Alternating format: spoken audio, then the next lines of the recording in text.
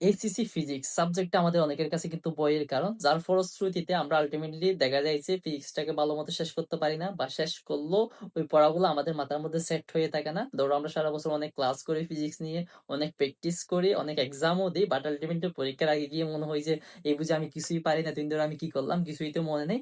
এই টাইপের কিন্তু নানা রকম চিন্তা আমাদের মাথায় আসে, এবং আমরা একটু নার্ভাস ফিল করি যে ফিজিক্সে তো কারণ ফিজিক্স সাবজেক্টটা কিন্তু মোটামুটি ইম্পর্টেন্ট, এটা একাডেমিক বলে এডমিশন বলে এটা অনেক ইম্প্যাক্ট ফেলে লাইফে, যারা ইঞ্জিনিয়ারিং পেশনে তাদের জন্য তো আরো অনেক বেশি। সো দ্যাট ফিজিক্সটা কিন্তু ইম্পর্টেন্ট।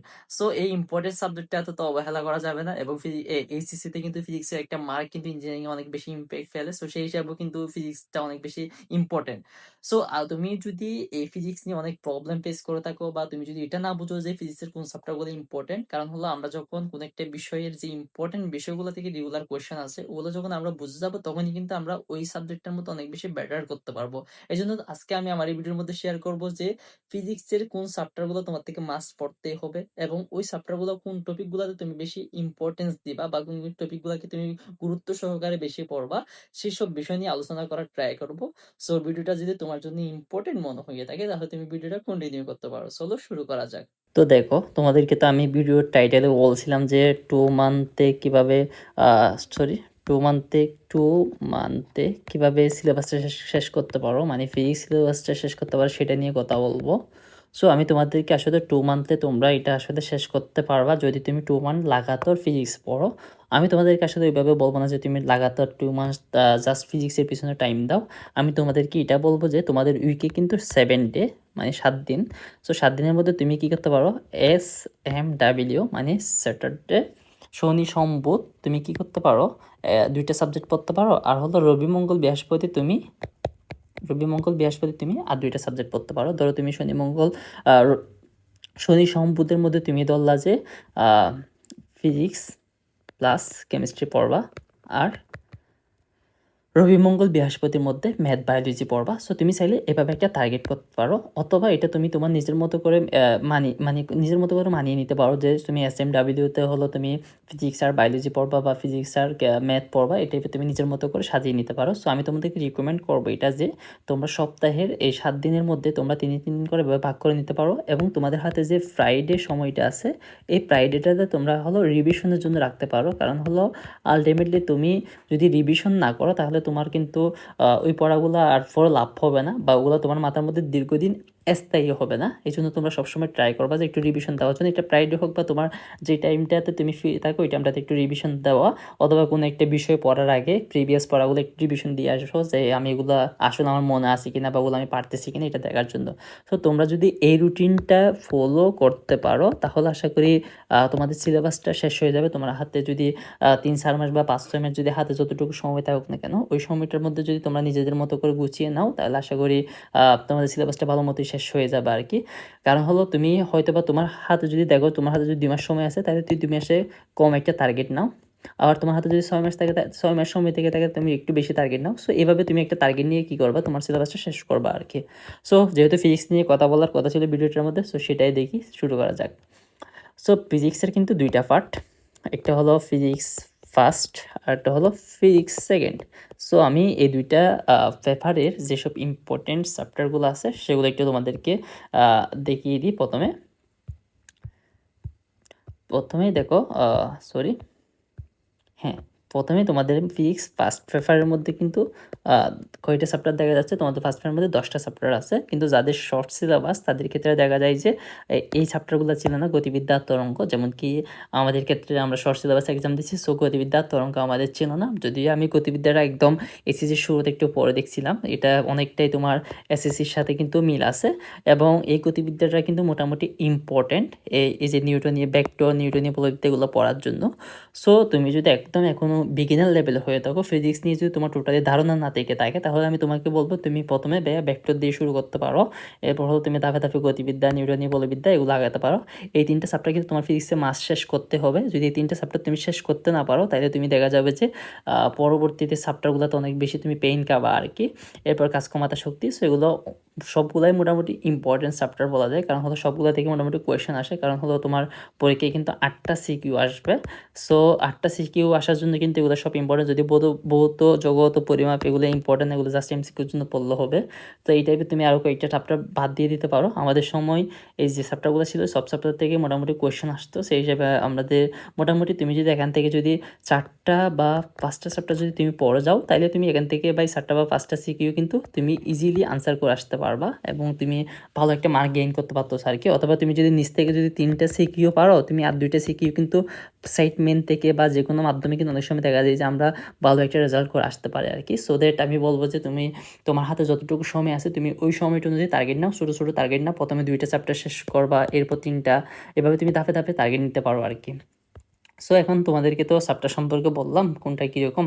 এখন তোমাদেরকে আমি ধারণা দিই যে কোন চ্যাপ্টার থেকে কীরকম কোয়েশ্চেন আসে। দেখো, ভৌত জগৎ ও পরিমাপ চ্যাপ্টারটা থেকে কিন্তু তেমন একটা প্রিভিয়াস ইয়ার দেখো গর মধ্যে কিন্তু কোনো কোয়েশ্চেন আসেনি, বাট এটা কিন্তু এমসিকিউ বা প্লাস হলো কর ক্ষেত্রে অনেক সময় দেখা যায় যে এখান থেকে কোয়েশ্চেন আসে আর কি।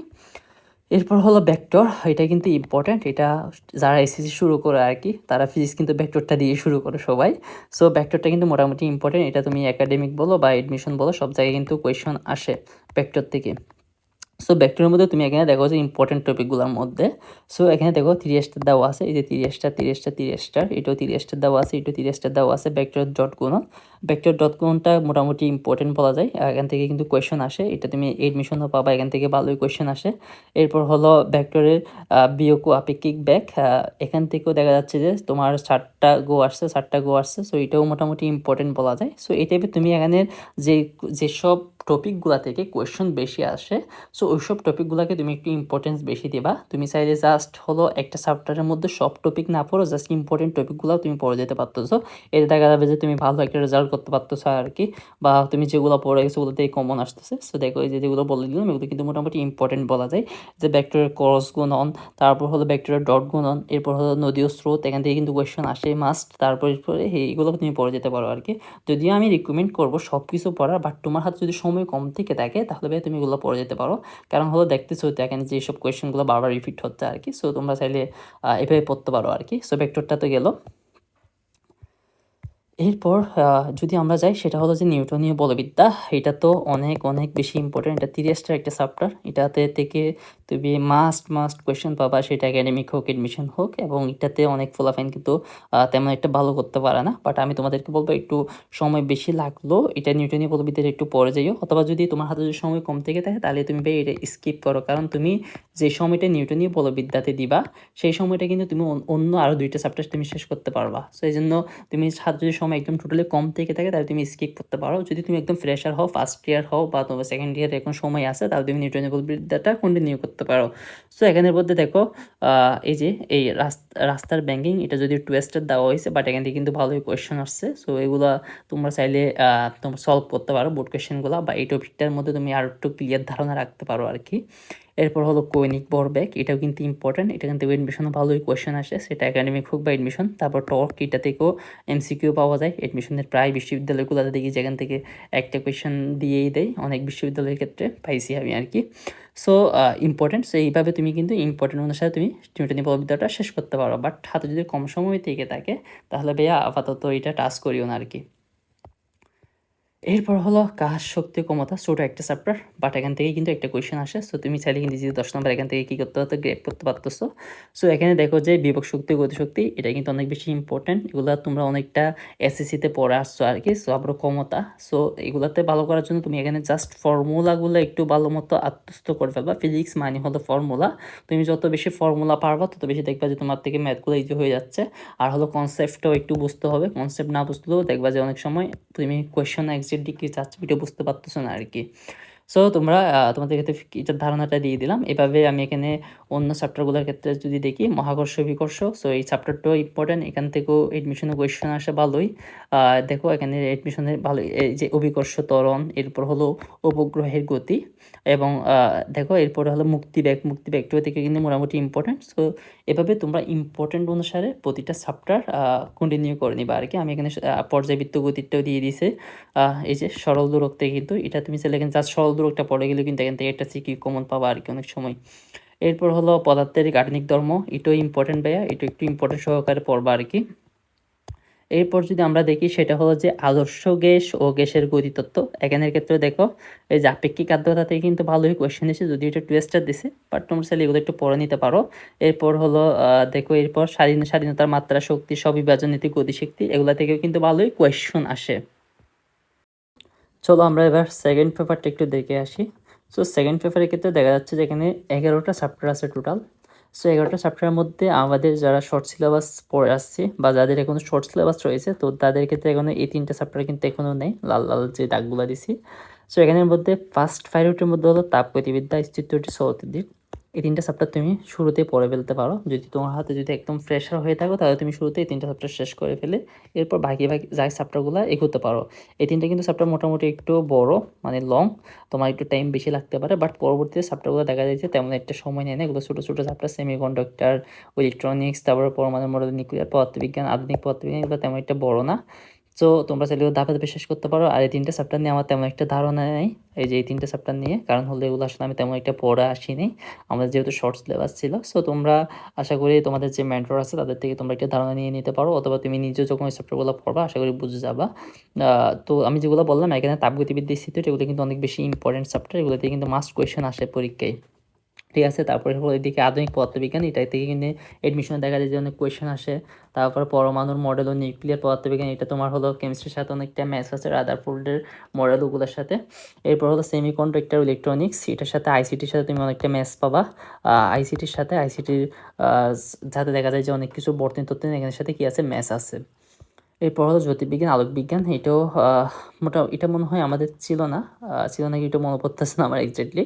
সো এখন আমরা তোমাদেরকে এই চ্যাপ্টারগুলো থেকে কীরকম কোয়েশন আসে ওইটা একটু দেখে আসি। সো দেখো যে তাপগতিবিদ্যা থেকে কিন্তু এখানে দেখা যাচ্ছে সবচেয়ে বেশি কোয়েশ্চেন আসছে হলো 14, 15 এবং 19, 17 তাপীয় ইঞ্জিন, এইগুলো কিন্তু ইম্পর্টেন্ট অনেক বেশি, এবং হলো বিভিন্ন তাপীয় প্রক্রিয়া সমীকরণ। সো তোমরা এখানে ঠিক সেমভাবে এখানের ফর্মুলাগুলো একটু ভালো মতো তোমরা শেষ করে ফেলবা আর কি। ফর্মুলাগুলো যদি তুমি পারো, দেখা যায় যে তুমি তাপগতিবিদ্যাতে ভালো একটা মার্ক এনশিওর করতে পারবা, সিকিউর ক্ষেত্রে হোক বা এমসিকিউর ক্ষেত্রে অনেক ভালো করতে পারবা আর কি। এরপর যদি আমরা যাই সেটা হলো যে স্থির তড়িটের ক্ষেত্রে দেখা যাচ্ছে যে তেমন একটা কোয়েশ্চন আসে নাই, বাট যত দেখা যাচ্ছে এখানে তারপরও বিভব থেকে কোয়েশ্চন আসছে, তারপর হলো তোমার সমান্তরাল, গোলীয়, বাদধারা, এগুলো থেকে কোয়েশ্চন আসছে। সো তোমরা জাস্ট চাইলে এই 2টা টাইপ ভালো মতো শেষ করে যেতে পারো, এই তো দেখা যাবে যে তুমি মোটামুটি অনেকটা কমন পাচ্ছ আর কি। এরপর হচ্ছে তড়িৎ, সেটা কিন্তু মাস্ট ইম্পর্টেন্ট, এটা ইম্পর্টেন্ট অনেক বেশি, এটা এডমিশন একাডেমি সব জায়গায় ভালো কোয়েশ্চেন আসে, এখানে আর একদম সবগুলোর 30 স্টার দিয়ে দিছে। সো এটা চাইলে তোমরা ভালো মতো শেষ করতে পারো। এই যে দেখো এটাতে একটু ওহমের সূত্র, এগুলোতে একটু বেশি গুরুত্ব দিবা আর কি। এরপর এখানে আরও কী কী দেখা যাচ্ছে, এরপর হলো জুলের তাপীয় ক্রিয়ার সূত্র। সো এই টাইপটা কিন্তু মোটামুটি ভালোই ইম্পর্টেন্ট। এরপর যদি আলোকবিজ্ঞানের ক্ষেত্রে যাই, এখানের মধ্যে এখান থেকে আমাদের সময় সিকিউ একটা আসছিল মেবি, তোমাদের সময় নাও দিতে পারে, যেহেতু ফুল সিলেবাস হলে এখান থেকে কোয়েশ্চেন একটু কম দিলেও দিতে পারে। তারপরেও তোমরা চাইলে এই 2টা টাইপই তো ভালো মতো পড়ে দিতে পারো, এখানে মনে হয় জাস্ট কয়েকটি সূত্র আছে, ওগুলো একটু পড়ে দিলে হয়ে যায়। আর হলো এখানে একটু থিওরিটিক্যাল বিষয় আছে, সো থিওরিগুলো একটু বুঝতে হবে আর কি, ভৌতবিক বিজ্ঞানের ক্ষেত্রে একটু থিওরিটিক্যাল বিষয় আছে।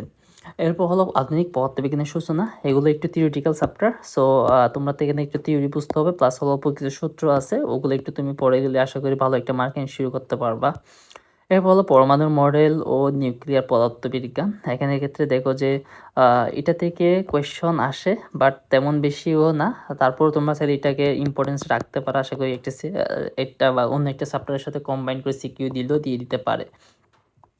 এরপর হলো সেমিকন্ডাক্টর ও ইলেকট্রনিক্স, এটা মোটামুটি ইম্পর্টেন্ট বলা যায়। এটার সাথে মনে হয় অন্য কোনো চ্যাপ্টার টাচ করানোর সময় কোয়েশ্চেন দিলেও দিতে পারে। এটা থেকে এডমিশনে কিন্তু এমসিকিউ আসে অনেক সময়, এবং এটার সাথে তোমরা বললাম আইসিটির সাথে কিন্তু ম্যাথস পাবা আর কি। আইসিটি তোমাদের থার্ড চ্যাপ্টারের সাথে ম্যাথস আছে আর কি, এটার সাথে মেবি তার চতুর্থ চ্যাপ্টারের সাথেও মনে হয় ম্যাচ আছে, ভুলে গেছি, আমার মনে নেই আসলে। এরপর হলো তাইতে মোটামুটি আমি এখানে দিয়ে দিচ্ছি আরও কয়েক শর্ট সিলেবাসের বাইরে যেসব চ্যাপ্টারগুলো আসছে ওগুলো হয়তো বা আমি এখানে অ্যাড করতে পারিনি, কারণ হলো ওগুলার এরকম যে সাজেশনটা আছে ওইটা আসলে আমার কাছে নেই, দ্যাটস আমি দিতে পারি না। তোমরা চাইলে পরবর্তীতে তোমরা যে অন্য কোনো জায়গা দিয়ে কালেক্ট করে নিতে পারো, বা আমি কখনো পেলে তোমাদেরকে এখানে দিয়ে দিব। এবং আজকের যে পিডিএফটা আছে স্লাইডে এটা দিয়ে দিব। এবং তুমি যদি এসএসসির একদম ফ্রেশার হয়ে থাকো, ফার্স্ট ইয়ার হয়ে থাকো, তাহলে ভাইয়া তুমি চাইলে এইরকম ইম্পর্টেন্স বুঝে তুমি আঁকাতে পারো। এতে হবে কি তুমি বুঝে যাবা যে তোমার এক্সামে কী টাইপের কোয়েশ্চেন আসতেছে এবং তুমি কীভাবে সেগুলো আনসার করবা। তুমি একটা কনফিডেন্ট থাকতে পারবা আর কি, তুমি অনেক বেশি কনফিডেন্ট থাকতে পারবা যে আমি এই চ্যাপ্টারের মধ্যে এই 3টা টাইপ আছে, এই 3টা টাইপের মধ্যে আমি বস হয়ে গেছি, সো দ্যাট এখান থেকে যেরকম কোয়েশ্চেন আসুক না কেন আমি পারবো। সো এটা একটা অনেক বেশি পজিটিভ সাইড। আর একটা বিষয় তোমাদেরকে শেয়ার করবো, সেটা হলো যে সব খাইতে যাইও না তোমরা। এখন আমাদের অনেক সময় হয় কি আমরা সব পড়তে যাই, সো সব না পড়ে তুমি যদি এই যে তোমার এখানে ধরো ফিজিক্স সেকেন্ডে দেখা যাচ্ছে যে আমরা এখানে কয়টা চ্যাপ্টার পাইছি, 7টা চ্যাপ্টার পাইছি। 7টা বা 10টা যদিও, বাট শর্ট সিলেবাস থেকে 7টা আর কি। সো তুমি চাইলে এখান থেকে যদি 4টা বা 5টা চ্যাপ্টারের উপর যদি তুমি যদি বস লেভেলের হয়ে যাও, তাহলে তুমি কিন্তু অনেক বেশি কনফিডেন্ট থাকবা। তুমি এক্সাম হলে এই 4টা বা 5টা চ্যাপ্টার থেকে যেরকমই কোয়েশ্চেন দেখ না কেন তুমি কিন্তু পারতেছ। সো আমি তোমাদেরকে বলবো তোমার একাডেমিক লাইফে যতটুকু পারো, যত বেশি পারো আর কি শেষ করে যাও। একাডেমিক লাইফে ধরো তুমি দেখা যাচ্ছে যে একাডেমিক লাইফে তুমি 50% সিলেবাস কমপ্লিট করে আসতে পারছো, তাহলে তোমার এডমিশনে কিন্তু অনেক প্যারাটা কমে যাচ্ছে। এডমিশনে তুমি আর 50% শেষ করলে কিন্তু হয়ে যাচ্ছে। সো এই জন্য সবসময় ট্রাই করবা যে একটু কম শেষ করলো সেটা যাতে ইফেক্টিভলি শেষ করো, বেশি শেষ করে লাভ নেই। আলটিমেটলি তুমি যদি ধরো তুমি তোমার 10টা চ্যাপ্টার আছে, তুমি 10টা চ্যাপ্টার সব শিখছো, সব পড়ছো, বাট পরীক্ষার হলে গিয়ে তুমি তেমন এটা এক্সিকিউট করতে পারতেছো না, তাইলে কিন্তু ভাই এই শেখার কোনো লাভ নেই। সো দ্যাট যতটুকু ইম্পর্টেন্ট ততটুকু শিখো, এটাই তোমাকে আলটিমেটলি অন্যদের থেকে অনেক বেশি এগিয়ে নিয়ে যাবে, যেটাকে আমি বলি পাওয়ার বক্স ক্রিয়েট করো। একটা তোমরা পাওয়ার বক্স ক্রিয়েট করবা। এখানে বলে তুমি যেসব চ্যাপ্টারগুলো তোমার স্ট্রং জোন বানাবা আর কি, স্ট্রং জোন এখানের মধ্যে ঢুকিয়ে রাখবা।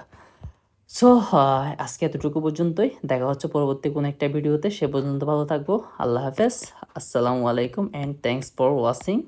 আর আমার ভিডিওটা যদি ভালো লেগে থাকে তাহলে কিন্তু চ্যানেলটা সাবস্ক্রাইব করতে ভুলবা না। সো আমি পরবর্তীতে তোমাদেরকে দেখি কেমিস্ট্রি এবং ফিজিক্স, কেমিস্ট্রি, বায়োলজি এগুলো সব নিয়ে আলোচনা করার ট্রাই করবো ধাপে ধাপে, এবং ম্যাথ নিয়েও দেখি আলোচনা করব। সো দেখা হচ্ছে পরবর্তী কোনো একটা ভিডিওতে। আসসালামু আলাইকুম।